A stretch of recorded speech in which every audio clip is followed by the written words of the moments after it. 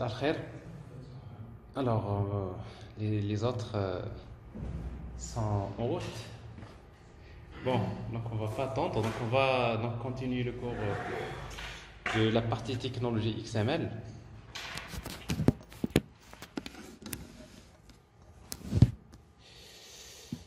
Donc, on a déjà vu que en fait XML c'est une technologie qui est utilisée donc principalement c'est pour automatiser l'échange de données entre les systèmes d'information.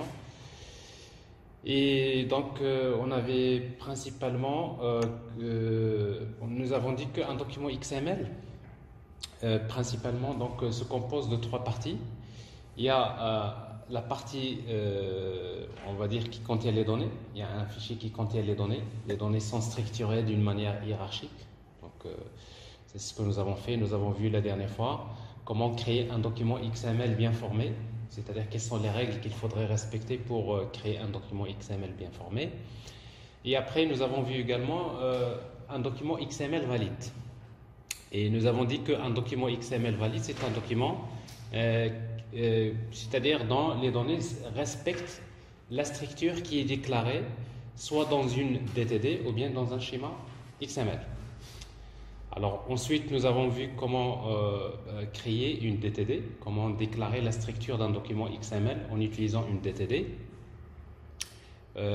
Aujourd'hui, donc, nous allons voir comment travailler avec les schémas XML. En fait, les DTD, c'est un langage qui a été en quelque sorte hérité de SGML, donc c'est quelque chose de très ancien. Donc, dans les DTD, il y a des limites. Donc, c'est pour cela que à un moment donné, donc, il y a une autre alternative au DTD qui a été créée. Donc, principalement, c'est les schémas XML. Donc, c'est ce que nous allons voir. Alors, à la fin de la séance de la dernière fois, donc, nous avons vu donc, une démonstration donc, pour vous montrer également comment créer des feuilles de style XSL avec lesquelles on faisait donc, des transformations des données XML vers du HTML. Donc, on va continuer toujours tout à l'heure à faire des TP. Mais avant ça, donc, d'abord, on va essayer donc de s'arrêter sur la notion des schémas XML ou bien XML schema.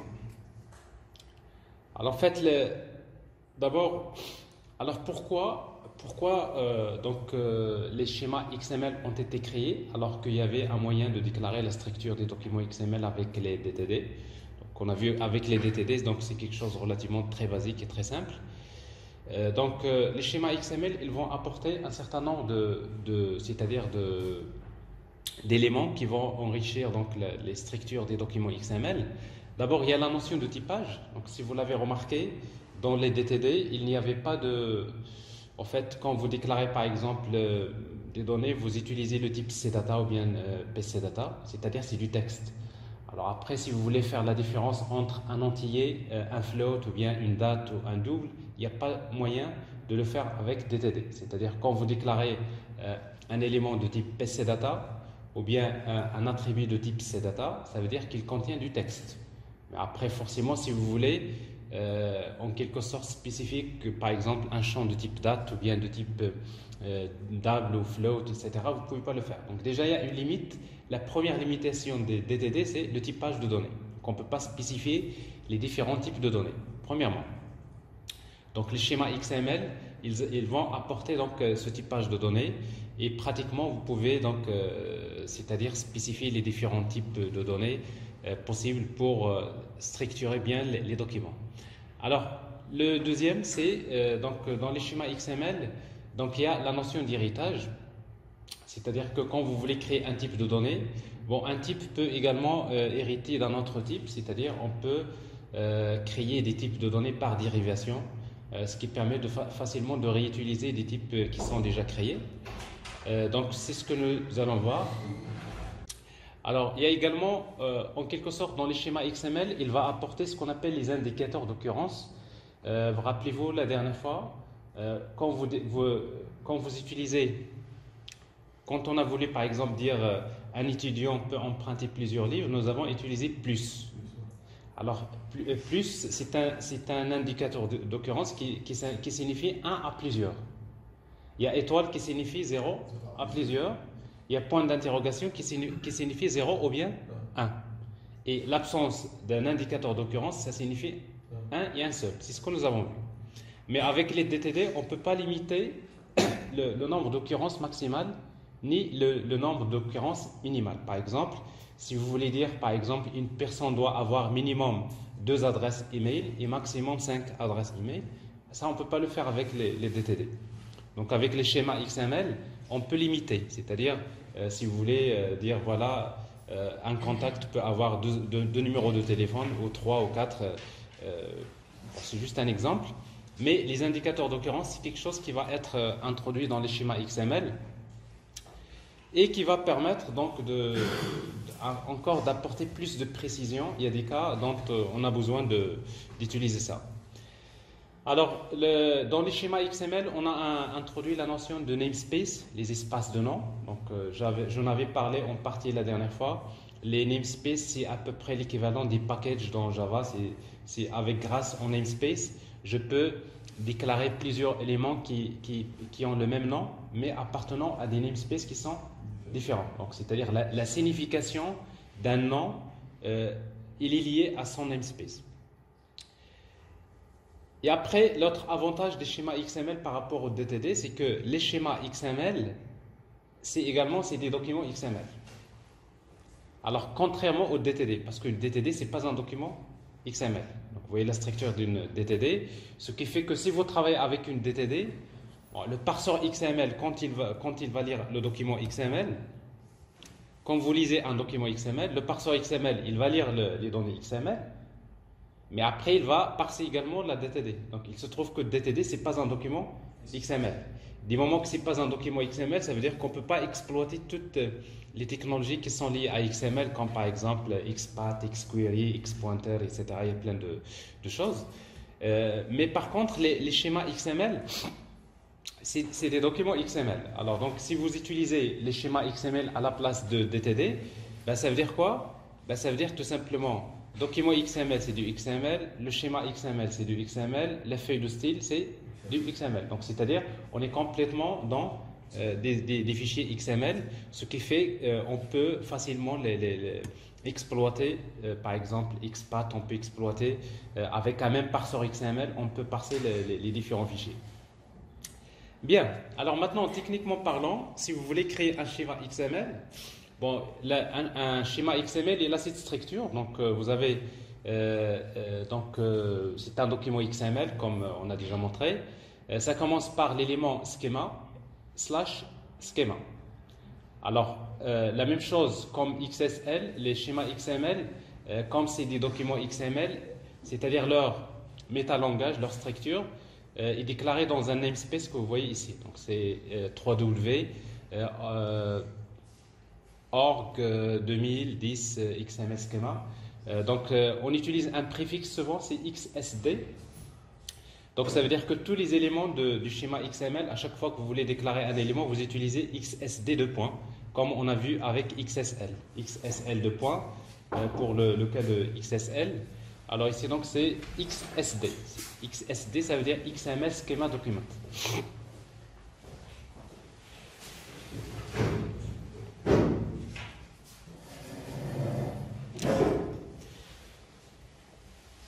Alors, maintenant, la même chose, donc, on aura juste besoin de savoir comment déclarer les éléments XML et comment déclarer les attributs. Alors, pour déclarer un élément XML, on utilise XSD element. Le nom de l'élément avec name, par exemple, ici, je déclare un élément qui s'appelle remarque, et dans le type, c'est string.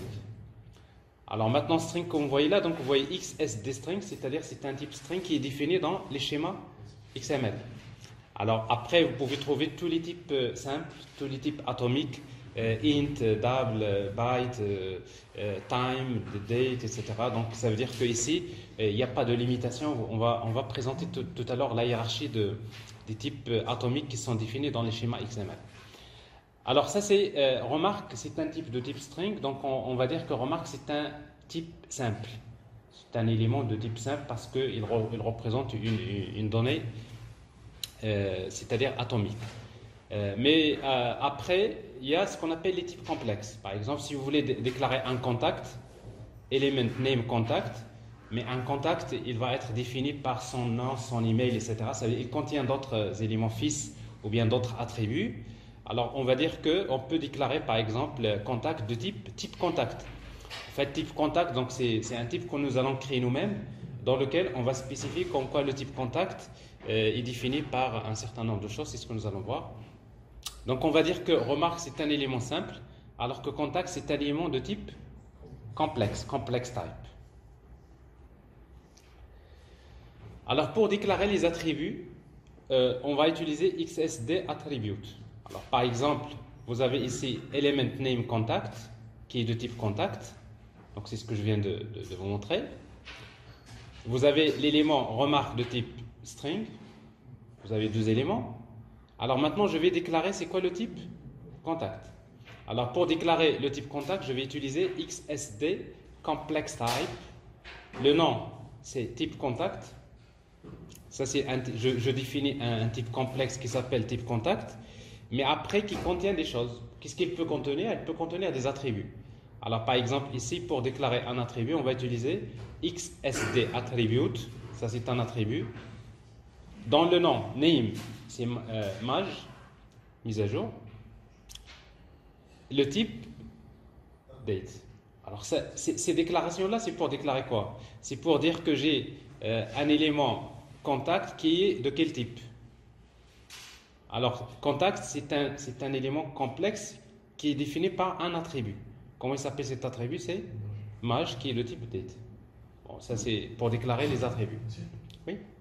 C'est quoi la différence entre la première écriture et l'écriture précédente dans la déclaration élément? À la fin, il y a slash. Par contre, Ici? non, voilà. Oui, alors en fait, ici, c'est en quelque sorte parce que il faut d'abord déclarer contact comme quoi il est de type contact, n'est-ce pas? Non. Dans le précédent diapo, il y a. Ah, d'accord. Oui, Vous voyez, donc, oui, tout à fait. Alors en fait, quand vous utilisez, je l'ai expliqué la dernière fois, quand vous avez en quelque sorte, quand vous déclarez un élément, il faut le fermer, d'accord? Alors, parfois, entre élément slash élément, on peut ajouter des choses, n'est-ce pas? Alors, sauf que quand vous avez entre élément et slash élément, il n'y a rien, alors vous pouvez déclarer un élément vide.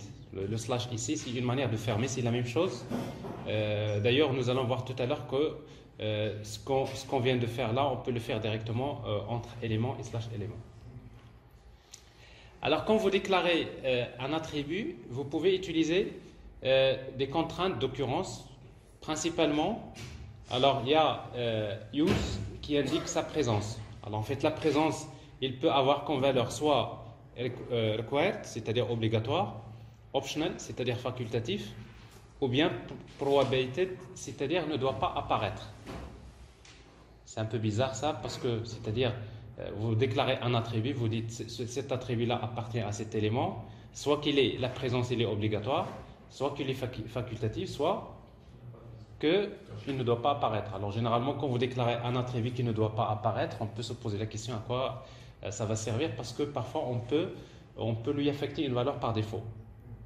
Et quand il lui affecte une valeur par défaut, donc on n'a pas besoin il ne devrait pas apparaître dans les éléments parce qu'il a une valeur par défaut. Et en même temps, donc il peut être utilisé pour d'autres choses, notamment pour parfois réserver des attributs qui vont être utilisés dans une autre version de schéma. En tout cas, c'est juste une possibilité qui est introduite. Default, c'est pour spécifier la valeur par défaut. Et fixed, c'est pour spécifier une valeur fixe pour l'attribut.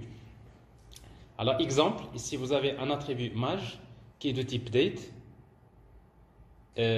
Use, c'est optional, c'est-à-dire il est optionnel. La valeur par défaut est cette date. Alors, un premier exemple, supposons je voudrais déclarer par exemple la structure d'un document XML dans la racine e-catalogue, un catalogue qui contient plusieurs produits. Et chaque produit est défini par deux attributs, il y a le code et la désignation. Alors si je veux le faire, donc avec Oxygène, je crée un schéma XML.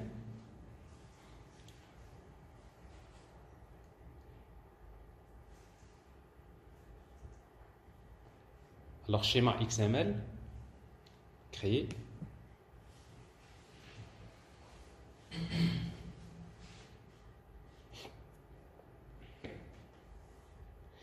Alors bien sûr, donc avec Oxygène, vous avez un moyen d'utiliser un éditeur visuel, graphique, etc., qui vous permet de concevoir les schémas, etc. Donc ça, c'est pas le plus important pour le moment. Donc vous avez l'aspect design et vous avez l'aspect texte. Alors donc ici, texte, c'est-à-dire le code. Alors comme vous voyez ici, notre schéma XML, il est là. Alors ici, donc le préfixe Oxygène, par défaut, il utilise un préfixe XS. Mais je préfère que vous utilisez XSD. C'est un peu plus standard, mais le préfixe, vous pouvez mettre le préfixe que vous voulez.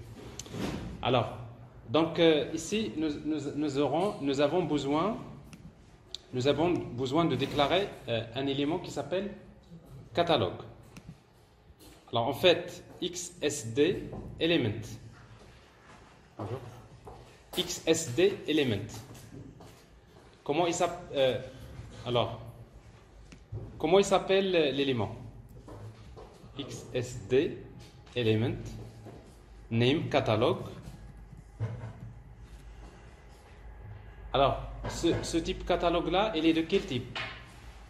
Alors, soit que je peux faire ça entre élément et slash élément. C'est un type complexe. Alors, c'est quoi un type complexe? Un complex type, c'est un type qui est défini par soit des attributs ou bien des éléments fixes, ou bien les deux. Quand vous avez un élément qui a des attributs ou bien des éléments fixes, ou les deux, c'est ce qu'on appelle un type complexe. Alors, pour dire que l'élément c'est un type complexe, on va utiliser XSD complex type. Complex type. Donc, vous voyez, catalogue, c'est un type complexe. Si vous faites ça, type égale string, XSD de type string, ça veut dire que catalogue, c'est un type simple. Il est de type string. Alors, ce n'est pas mon cas ici. Donc, c'est un type complexe. Après, quand c'est un type complexe, à l'intérieur d'un type complex type, on peut déclarer des attributs. Alors, par exemple, si vous déclarez un attribut, par exemple, name, code, dans le type, c'est par exemple, XSD int. Alors, ça signifie quoi ça? C'est comme si vous êtes en train de dire que je déclare un élément catalogue qui possède un attribut qui s'appelle code et qui est de quel type? Alors dans notre cas, ce n'est pas le cas. Pourquoi? Parce que le catalogue contient plusieurs produits. Donc il n'y a pas d'attribut ici. Alors quand vous avez un élément qui contient des éléments fixes, alors on dit qu'il contient une séquence d'éléments fixes. Alors pour cela, on va utiliser XSD de point séquence. Une séquence. Alors, une séquence de quoi? D'éléments. Alors je déclare l'élément. XSD element. Comment il s'appelle l'élément? Produit. Alors, ici, on va utiliser les indicateurs d'occurrence. Min occurs 1. Max occurs plusieurs. Alors, plusieurs, c'est inbounded.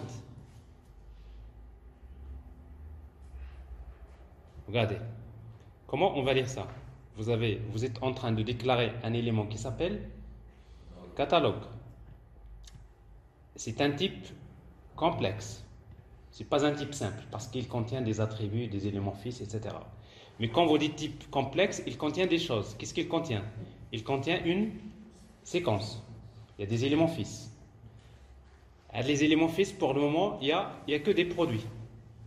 Alors, combien de produits? Minimum, il y a un produit. Maximum, il y en aura plusieurs. Alors, avec DTD, comment on faisait ça? Alors, on est sur ligne. On déclare element, catalogue, entre parenthèses, produit plus. N'est-ce pas? Bon, c'est avec DTD, mais avec schéma XML, c'est comme ça qu'on va le faire.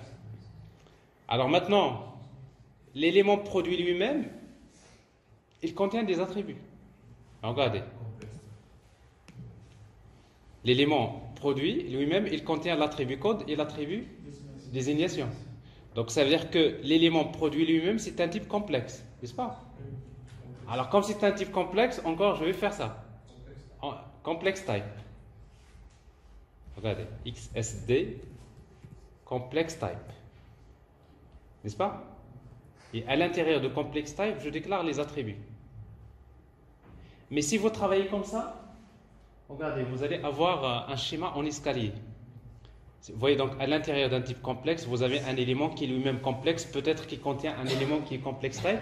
Vous allez avoir, si vous voulez, un schéma sous forme de ce qu'on appelle poupée russe.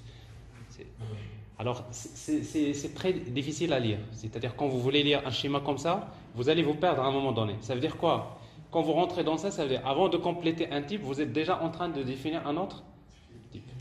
Alors, pour éviter de travailler avec cette manière-là, c'est assez correct. Voilà ce qu'on va faire.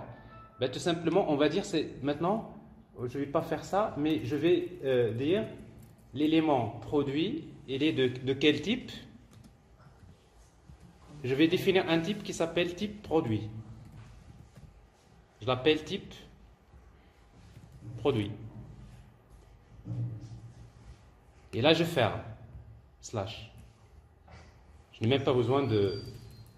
Vous voyez? Donc, vous avez l'élément produit, il est de type produit. Mais maintenant, type produit, il est souligné en rouge. Parce que jusqu'à présent, c'est pas type produit. Maintenant, une fois que je termine à la fin de cet élément ici, vous voyez? À la fin de cet élément, une fois que je termine l'élément catalogue, maintenant je vais définir c'est quoi le type produit. Alors c'est ce que je vais faire ici.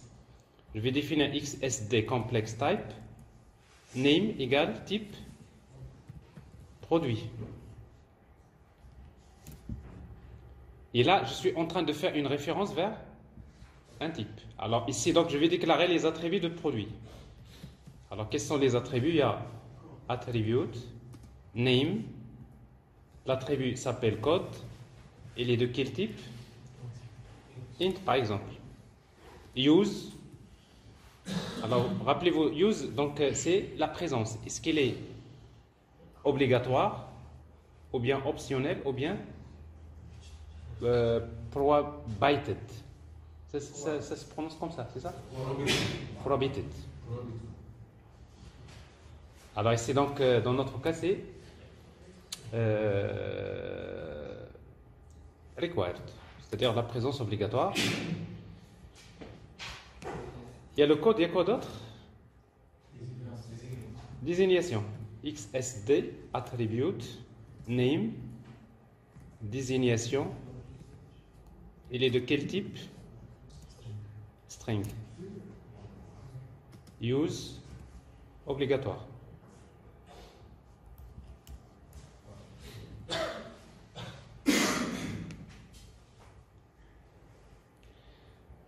Alors vous voyez ici en quelque sorte, juste comme je disais, donc le principe, vous pouvez déjà voir, c'est-à-dire que les schémas XML c'est plus volumineux que les DTD. Les DTD c'est quelque chose de relativement assez simple, n'est-ce pas? Alors les schémas XML, c'est-à-dire comme c'est des documents XML, ils vont offrir beaucoup de possibilités. Mais il y a une chose qu'il faut comprendre qui est très très simple. Si vous comprenez juste l'astuce de base, vous arriverez à rédiger facilement des schémas XML. Donc je répète, le principe c'est quoi? Si vous voulez déclarer un schéma XML, vous commencez toujours par element name, le nom de l'élément racine. N'est-ce pas? L'élément racine. Alors dans notre cas, l'élément racine du document XML, c'est quoi? C'est catalogue. L'élément racine, il est toujours complex type. Sinon, ça n'a pas de sens. N'est-ce pas? Parce que l'élément racine, il contient toujours des éléments fils.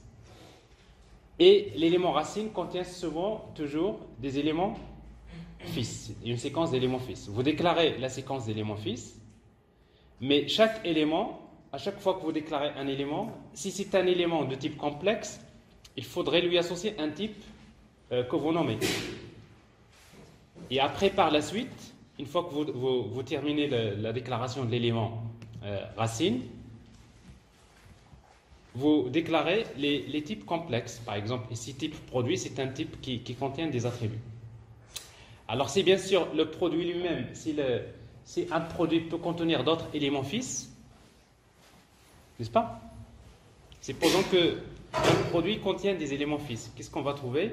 Ben, on va trouver ici XSD séquence. Vous voyez donc séquence XSD element. Name, par exemple, référence, qui est de type XSD string. Alors si vous le laissez comme ça veut dire quoi? Ça veut dire que ici donc, si vous le laissez comme ça veut dire que un produit, il est défini par deux attributs qui sont le code et la désignation. En plus de cela, il contient un élément qui s'appelle référence, qui est de type string. Alors d'abord, on va essayer de voir d'abord le premier cas. Alors, on va enregistrer ce schéma-là, on va l'appeler catalogue. L'extension XSD, schéma XML, XSD, XML schema document. Alors maintenant, une fois que vous créez donc le document, comme on a fait la dernière fois, DTD ou bien schéma XML, une fois que je crée le schéma XML, je vais créer un document XML valide. Un document XML personnalisé. Et ici donc, je vais spécifier comme quoi, rappelez-vous la dernière fois, un document peut avoir soit une DTD, soit un schéma XML. Cette fois-ci, au lieu d'une DTD, je vais utiliser un schéma. Et le schéma XML s'appelle catalogue.xsd. Vous n'avez pas besoin de spécifier la racine parce que pour le schéma XML, il détecte la racine du document XML. De toute façon, si votre schéma est bien rédigé, on connaît déjà la racine. Parce que souvent, c'est le premier élément que vous déclarez qui contient les autres. Créer. Alors, vous voyez ici, donc, c'est pareil. Ici, donc, j'ai le code, par exemple, 1, la désignation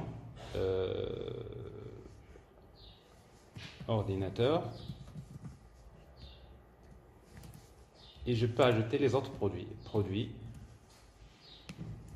Produit, ainsi de suite. Ça, c'est juste l'exemple que nous avons ici. On n'a pas encore terminé les différentes possibilités. Donc, c'est juste vous montrer un premier exemple de schéma XML. Donc, un catalogue qui contient plusieurs produits avec deux attributs. Vous voyez donc catalogue qui est de type complexe, qui contient une séquence d'éléments, produits. Le type c'est T-produit, max occurs c'est inbounded. Alors, si je n'ai pas spécifié min occurs, alors si on ne spécifie pas min occurs, la valeur par défaut c'est 1. Si on ne spécifie pas max occurs, la valeur par défaut c'est 1. C'est-à-dire s'il n'y a dans un élément ni min occurs, ni max occurs, c'est-à-dire un et un seul, minimum 1, maximum 1. Alors on va continuer et après on va revenir sur les exemples. Alors donc ça c'est l'exemple de document XML qui est validé par le schéma. Alors vous constaterez juste que quand on utilise un schéma XML, ici dans le cas des DTD, on utilise doctype. Si vous vous rappelez, je vous montre juste un exemple de.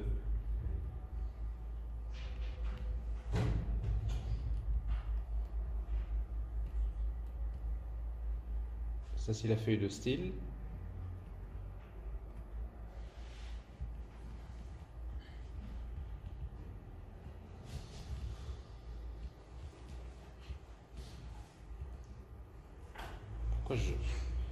Pourquoi je cherche là? Je devrais avoir ici un document XML, biblio.xml. Il est là. Oui. Alors la dernière fois, donc on a validé avec une DTD, n'est-ce pas? Alors ça c'est quand c'est une DTD, vous trouverez doctype, mais pour les schémas XML, donc il n'y a pas de doctype, mais plutôt il y a directement dans l'élément racine, on déclare dans l'élément racine, on déclare Voilà, l'élément racine, on déclare le schema location, c'est-à-dire vous spécifiez où se trouve le fichier XSD. Alors, après, on va revenir sur la partie namespace. Bien. Alors, donc maintenant, juste les petits détails. D'abord, pour déclarer un élément, si vous voulez déclarer un élément qui contient du texte, mais avec plusieurs attributs. Il y a des cas comme ça.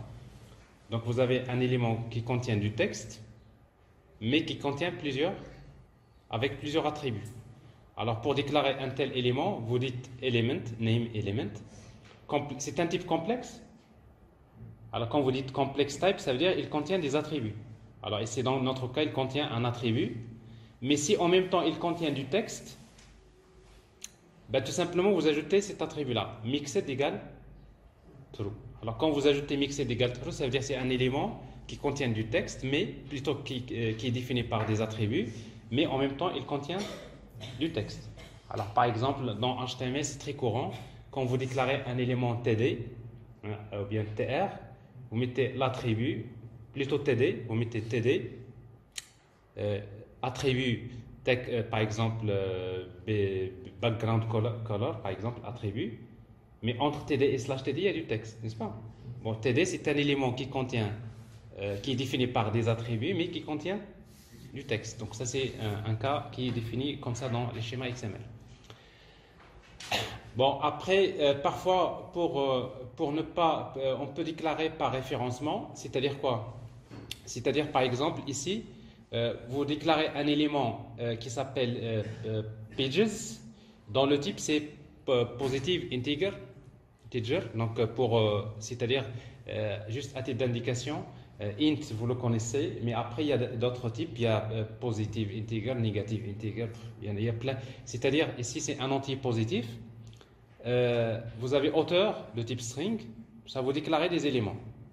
Maintenant, après, vous allez déclarer un élément qui s'appelle livre, qui est un type complexe, qui contient des séquences d'éléments fils. Je nomme de la séquence. Il y a l'auteur et page. Sauf que auteur et page ont été déjà déclarés. Donc, pour ne pas faire des copier-coller, vous utilisez element ref auteur. C'est-à-dire qu'un élément, vous faites une référence vers cet élément-là. Donc, c'est juste une manière de faire des références. Ça peut être utile parfois. Pourquoi? Parce qu'il se trouve que parfois, il y a des éléments il y a plusieurs éléments qui ont les mêmes types. N'est-ce pas? Et quand vous avez, par exemple, des éléments qui contiennent des séquences d'éléments fils qui ont le même nom, pour ne pas faire des copier-coller, pour ne pas les reprendre plusieurs fois, donc on va utiliser l'élément ref. Ref, c'est pour faire une référence vers un type qui est déjà déclaré. C'est une manière de le réutiliser plusieurs fois, si c'est le cas. Alors ici, donc, c'est pas très, très lisible, mais ça, c'est ce qu'on appelle les types atomiques. Alors, en fait, les types atomiques, c'est-à-dire les types qui sont prédéfinis dans les schémas XML. Alors, si vous regardez dans ces types atomiques, ben, vous allez trouver les types integer, non positive integer, long, non negative integer. Vous trouverez int, short, byte, unsigned int, byte, etc., etc. Donc positive integer. Donc c'est-à-dire quoi? Ce que vous voyez là, donc c'est juste le plus important ici. Donc c'est la hiérarchie des types. Alors dans la hiérarchie des types, qu'est-ce que vous voyez? Donc vous voyez que pour les entiers, alors pour les entiers, vous avez integer et après vous avez long. Long c'est quoi? C'est un type qui hérite du type integer et qui a des particularités. La même chose, ça c'est un type qui dérive de integer. Vous avez un int, int il est différent de integer. Pourquoi? Parce que int il dérive de long et short dérive de int et byte dérive de short. Alors ici, après par la suite, vous savez byte, c'est quand vous déclarez un élément de type ou bien un attribut de type byte, sa valeur ne dépasse pas 255 en tout cas. C'est un octet, c'est-à-dire de 0 jusqu'à 255, ou plutôt donc c'est moins 127 jusqu'à 128. Et supposons que vous voulez vous-même déclarer un type qui s'appelle, dont la valeur est comprise entre 0 et 10. N'est-ce pas? Vous voulez déclarer un type dont la valeur est comprise entre 0 et 10. On va encore déclarer un type qui va dériver de bytes auquel on va appliquer ce qu'on appelle les contraintes. C'est ce qu'on va voir tout à l'heure. Alors en tout cas, ce que vous voyez là, dans ce tableau-là, vous trouverez donc les types qui sont prédéfinis. Vous avez des entiers, string, vous avez des types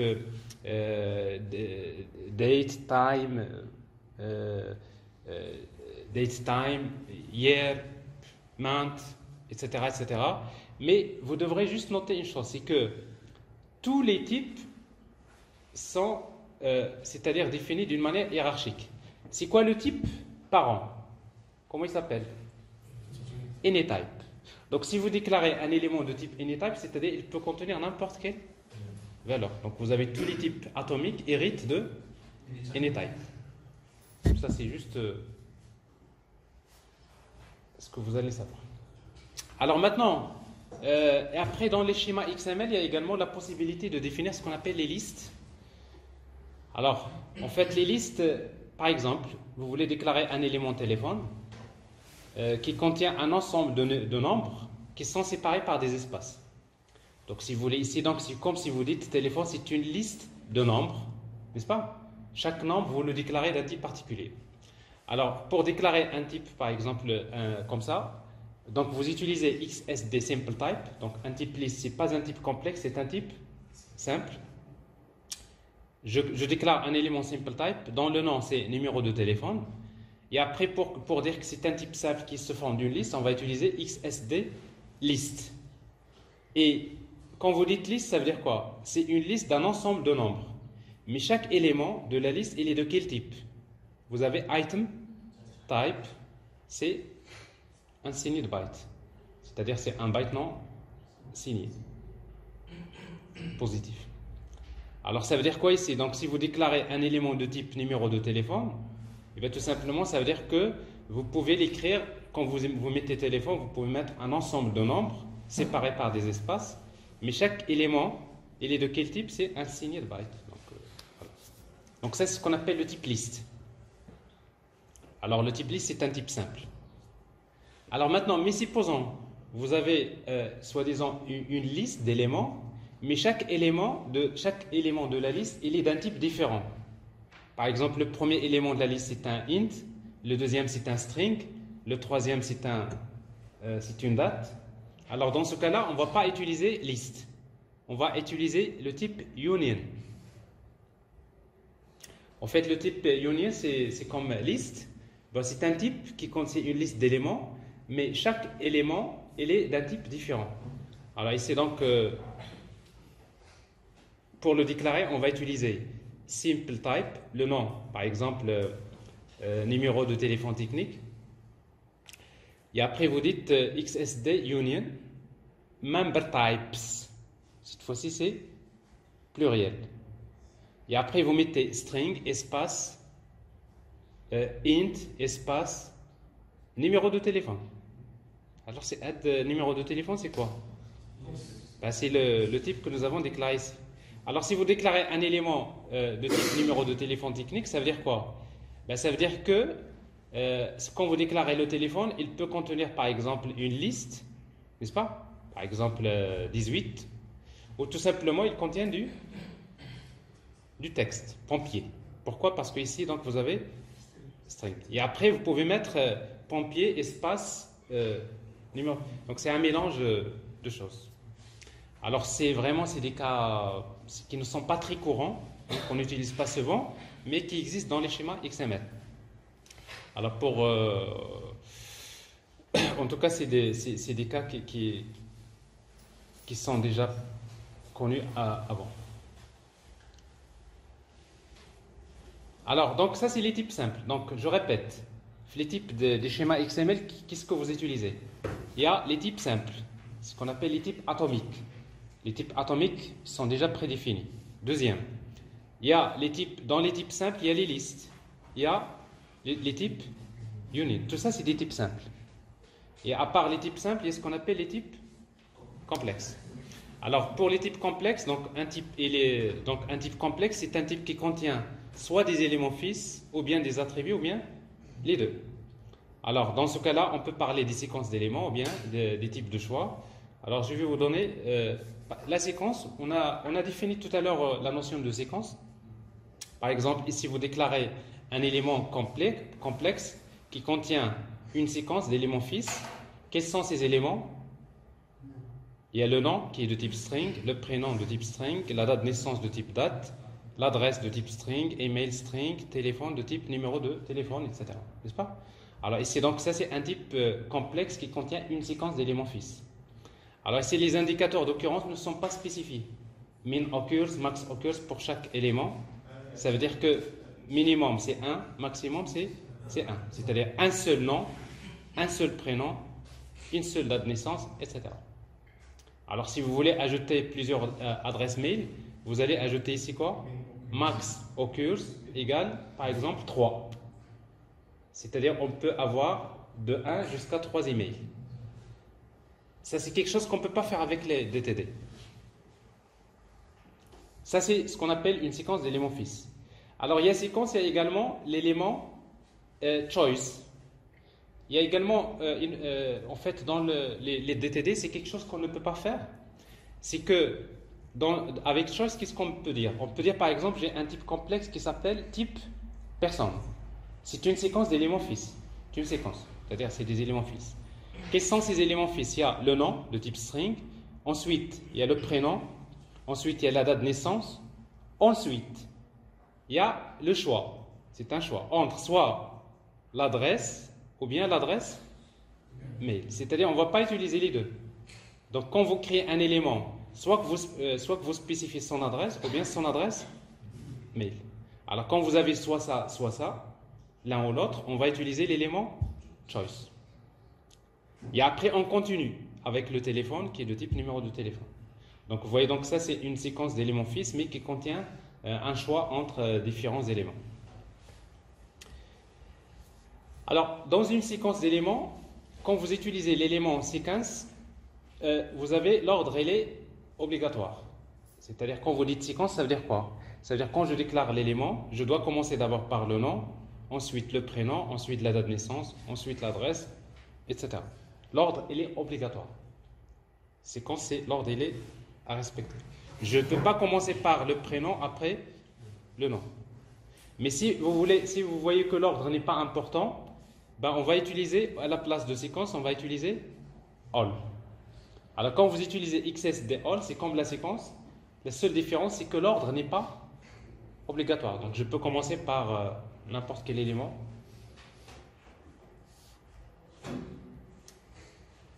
Ça, je l'ai déjà parlé. Donc chaque élément peut être suffixé peut utiliser des indicateurs d'occurrence.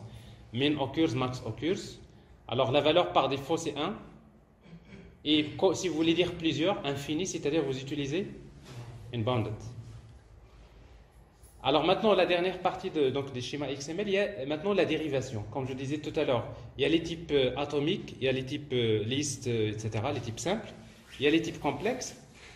Mais après, vous pouvez créer des types par dérivation. C'est-à-dire, vous pouvez créer un type qui hérite d'un type simple et pour lequel vous pouvez apporter des restrictions. Alors, quel genre, par exemple, de choses que vous pouvez faire? Regardez. Vous avez, par exemple, vous voulez créer un type simple, simple type, qui s'appelle mon entier. C'est un type que je vais créer. Alors, ce type mon entier hérite d'un type qui s'appelle non négative integer. Alors ici, donc, ça veut dire quoi? Si quand vous dites mon entier, et après vous utilisez XS des restrictions, base, non negative integer, ou bien int par exemple, ça veut dire mon entier hérite du type int. Mais entre restriction et slash restriction, vous pouvez appliquer des contraintes, ce qu'on appelle des facettes. Et parmi les contraintes qu'on peut appliquer, on va utiliser XSD max exclusive. Value égale à 100. Ça veut dire quoi? Ça veut dire que si vous déclarez un élément ou bien un attribut de type mon entier, ça veut dire que c'est un entier dont la valeur ne dépasse pas 100. Alors ici, exclusive. Exclusive, il y a inclusive et exclusive. C'est-à-dire exclusive, c'est-à-dire strictement. Il est exclu. inclusif, c'est-à-dire il est inclus. Bon. Alors il y a un ensemble de contraintes qu'on peut utiliser si vous voulez encore limiter les types d'une manière relativement assez précise. Et après, qu'est-ce qu'on peut faire dans les contraintes? Quelles sont les différentes possibilités? On peut fixer, restreindre, augmenter la longueur d'une chaîne de caractères. On peut énumérer toutes les valeurs possibles, prendre en compte les expressions régulières, fixer la valeur minimale, maximale, c'est ce que je viens de voir. Également, on peut fixer des précisions. Alors, je vais vous donner un exemple pour chaque cas.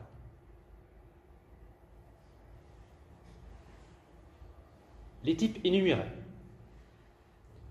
Alors, si vous vous rappelez la dernière fois, donc, dans le DTD, si vous voulez déclarer, on avait déclaré un élément rendu dont la valeur soit oui ou bien non. C'est un type énuméré, n'est-ce pas?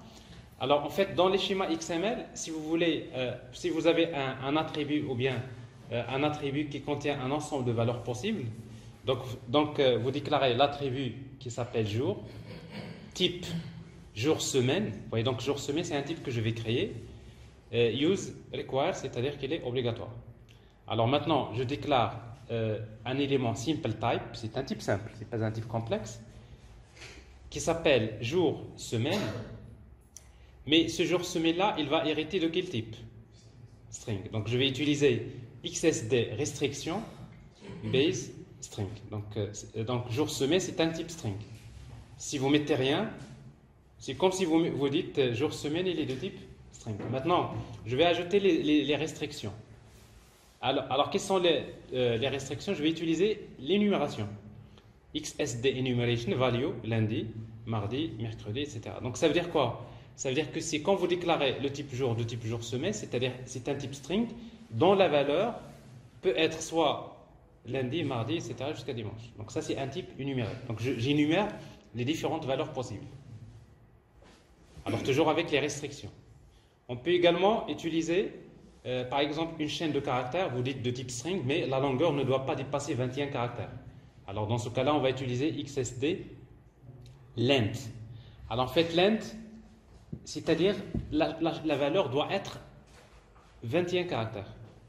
Mais si vous mettez max length, c'est-à-dire ne doit pas dépasser 21. Bon, il y a beaucoup de facettes. Alors vous savez également, donc, dans les chaînes de caractères, il y a les expressions régulières.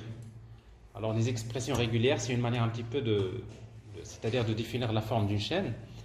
Pour pouvoir utiliser les expressions régulières, on va utiliser XSD pattern. Alors vous avez par exemple une adresse mail, type adresse électronique. C'est quoi une adresse mail? Une adresse mail, c'est un type string, mais qui respecte une forme. Je n'ai la forme. Il doit contenir du texte, arrobas, obligatoire, et ensuite il faut mettre du texte après. Avec les expressions régulières, on va utiliser pattern. On va mettre entre parenthèses point plus. Alors avec les expressions régulières, quand vous mettez point entre parenthèses plus, c'est-à-dire plusieurs caractères.